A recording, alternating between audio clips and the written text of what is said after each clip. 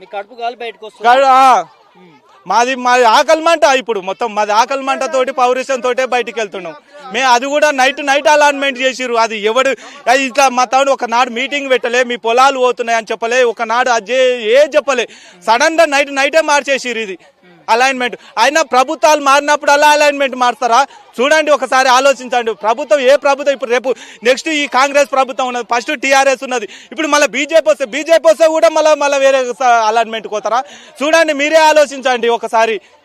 ఏ ప్రభుత్వం వచ్చినా ఇంకా వాళ్ళు ఇష్టారాజ్యం చేస్తారు. ఎమ్మెల్యేలు ఎంపీలు వాళ్ళే బతకాలి, రైతులు మాత్రం బతకొద్దు. రైతులకు ఏం మేలు చేస్తున్నారు? ఒక ఈరియా బస్తా కోవాలంటే 2 రోజులు 3 రోజులు లైన్లో నిలబడి ఒక ఈరియా సంచి దొరకలేదు ఈ ప్రభుత్వంలో. ఏం దొరుకుతుంది? ఒకరు చచ్చిపోతున్నారు. ముఖ్యమంత్రి ఏం ఓపిక ఉంది? ఈరియా ఏడే దొరుకుతుంది? ఓపిక లేక ఓపిక నశిస్తుంది ఇప్పుడు మొత్తం. ప్రతిపక్షాలు గొడవ పెట్టిస్తున్నాయి.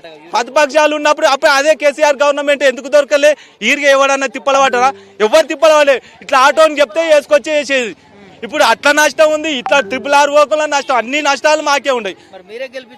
మేమేం రైతు రాజ్యం చేస్తానందుకు మేము గెలిపించినాం. నమ్మించి మా పక్కనే కసిరెడ్డి ఎమ్మెల్యే గెలిచి మాకేం సహకారం చేస్తున్నాడు? అరే మా పొద్దున్న లేచి మమ్మల్ని తిడతాడు, మమ్మల్ని అది చేస్తారు అని ఎవరు చెప్పి ఏ ఎమ్మెల్యే చెప్తున్నాడు?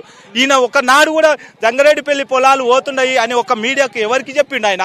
ఇంతవరకు ఒక మీడియాతోటి మాట్లాడలే నారాయణ రెడ్డి.